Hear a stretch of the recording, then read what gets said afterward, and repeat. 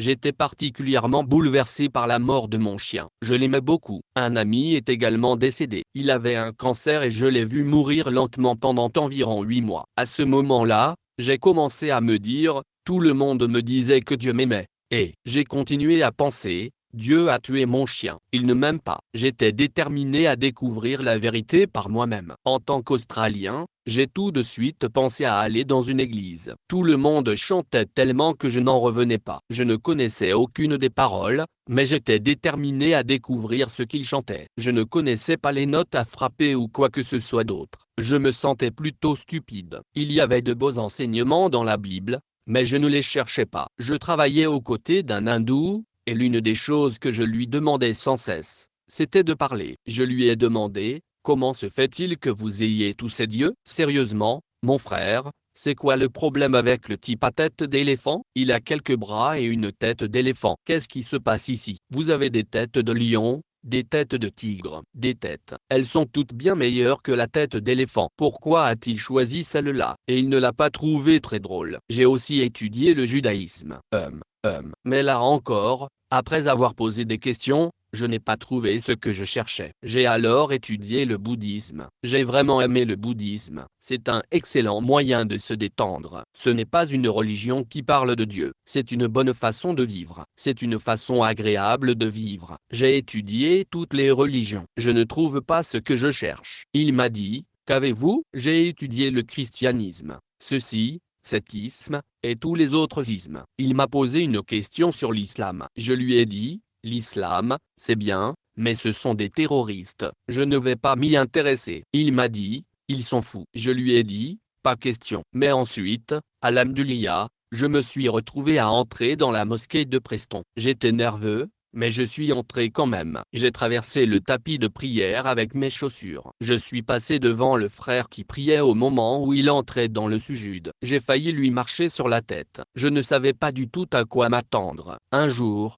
je suis entré dans la mosquée de Preston. J'étais nerveuse, mais je suis entré directement. J'ai traversé le tapis de prière avec mes chaussures. J'ai passé devant le frère qui priait en entrant dans le sujoud, et j'ai failli lui marcher sur la tête. Je n'avais aucune idée de ce qui m'attendait. J'ai traversé et je me suis arrêté. Abu Hamza est sorti d'une porte. C'est le frère qui vient de nous présenter. Je me suis dit, ça y est, je vais mourir. Nous nous asseyons et parlions des différentes questions que je me posais et des choses que je voulais savoir. La communauté islamique a été incroyablement accueillante, m'offrant du thé et des biscuits à plusieurs reprises. J'ai été réellement impressionné par ce niveau d'hospitalité, que je n'avais pas connu dans d'autres groupes religieux. En tant qu'Australienne, je sais qu'offrir une tasse de thé à quelqu'un est un geste banal, mais dans ce cas, cela semblait être une façon d'établir un lien de manière persistante et ferme. Je ne me contenterai pas d'une réponse négative. Vous voulez une tasse de thé? Non, merci. Vous êtes sûr? Oui, je le suis. Tu n'es pas sûr? Je vais en chercher une. Non, j'ai raison. Tu n'es pas sûr? Je vais t'en chercher un. Non, j'ai raison. Tu ne prends pas le thé? Subhanallah. Quand je m'asseyais avec les frères de la mosquée, je disais, écoutez, j'ai une question. Je ne comprends pas ceci. Qu'en est-il? Ils ne se contentaient pas de me donner leur avis. Ils prenaient toujours le Coran et l'ouvraient. C'était comme s'ils étaient. Ils ne faisaient que parler de la page 142. Je l'ai lu et je me suis dit, c'est magnifique. Puis j'ai dit, où sont les trucs qui parlent de tuer des gens et de faire exploser des voitures? Ce n'était pas là. J'ai dû le rater. Je ne l'ai pas trouvé. La première impression que j'ai eue lorsque je suis entré avec ce document, c'est qu'il s'agissait de terroristes. Je n'ai rien trouvé d'autre que le contraire. C'étaient les gens les plus hospitaliers, les plus attentionnés, les plus gentils. Ce sont des gens qui m'ont dit, vous devez rentrer chez vous, parce qu'ils ont vu ma voiture. Et vous? J'ai besoin d'un panneau de bière. Vous avez besoin d'un nouveau moteur? Je me souviens leur avoir parlé et ils m'ont dit,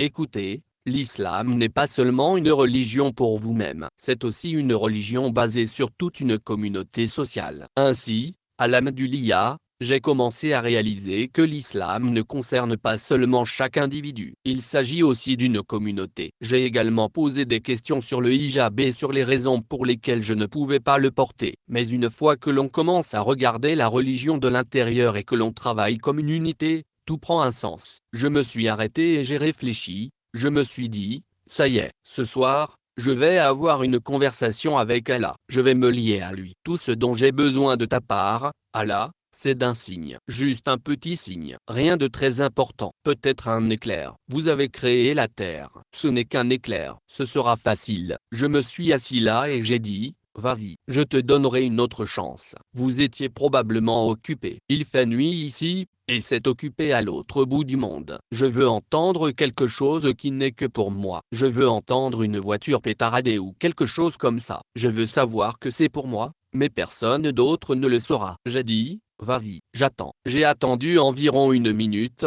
Ce qui m'a semblé une éternité. Il ne s'est rien passé. J'étais déçu. J'étais au bord d'une falaise, sur le point de sauter. Je ne me suis pas converti à l'islam parce qu'on ne m'a pas poussé à le faire. Je n'ai pas fait ce petit saut. Alors je me suis tourné vers le Coran et je l'ai ouvert à la page suivante, où j'avais fini de lire Subhanallah. Pour ceux d'entre vous qui demandent des signes, je vous en ai déjà montré suffisamment. Regardez, le ciel, les étoiles, la terre, les océans. Voilà les signes pour les gens de science. Subhanallah, mon monde entier a changé. Je fixais le Coran, en état de choc. Je n'arrivais pas à croire que j'avais été si arrogant pour demander mon propre signe spécifique alors que les signes m'avaient fait comprendre qu'un créateur devait exister en raison de l'existence de la création. J'ai refermé le Coran et j'ai passé la meilleure nuit du monde. Le lendemain, je suis allé directement à la mosquée. Abu Hamza était de nouveau là. Je lui ai dit, Abu Hamza, voilà ce qui m'est arrivé. Il m'a dit, c'est ça. Tu deviens un musulman d'aujourd'hui n'a rien à faire avec Abu Hamza. Ne vous inquiétez pas de tout cela. Quand je suis entré dans la mosquée, les gens ont commencé à affluer. Je me suis dit,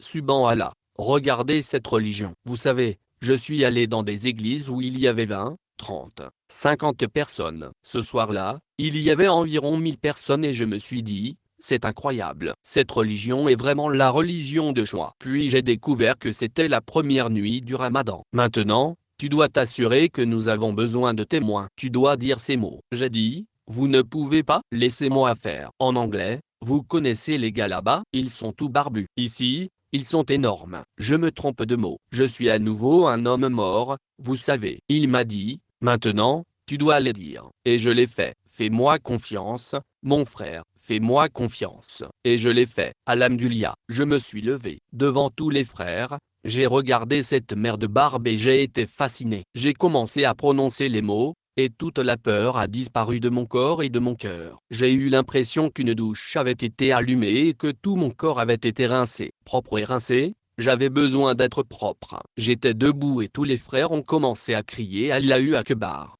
J'ai pensé que j'avais fait quelque chose de mal, et ils ont commencé à venir vers moi. Je me suis dit, oh non, je suis presque sûr d'avoir dit ce qu'il a dit, et ils ont commencé à me serrer dans leurs bras et à m'embrasser. Je n'avais jamais été étreinte et embrassée par autant d'hommes dans ma vie, mais j'ai immédiatement ressenti la fraternité. Je voyais que les gens avaient les larmes aux yeux, et subhanallah, j'avais les larmes aux yeux. Je me suis assise avec des personnes que je n'avais jamais rencontrées auparavant et je leur ai parlé. J'ai été bouleversé par le nombre de personnes qui étaient prêtes à me parler comme si je les connaissais depuis 30 ans. C'est alors que j'ai réalisé que j'avais plus de frères et de sœurs que je n'aurais jamais pu l'imaginer. Et c'étaient tous des gens bien, pas des méchants. Je parle de bonnes personnes, subhanallah. Je me suis assis. Je ne sais pas combien de temps cela a duré. Je parlais simplement aux gens et ils me posaient des questions. Je suis rentré chez moi avec un sentiment merveilleux parce que je savais qu'à ce stade, j'avais fait table rase du passé. Je n'avais jamais ressenti ce sentiment auparavant, et j'espère sincèrement que cela vous arrivera aussi. Je vous conseille vivement d'étudier toutes les religions, en particulier l'islam. L'un de mes versets préférés est le suivant, qu'il n'y ait pas de contrainte en religion, car la vérité est claire par rapport à l'erreur. Salam.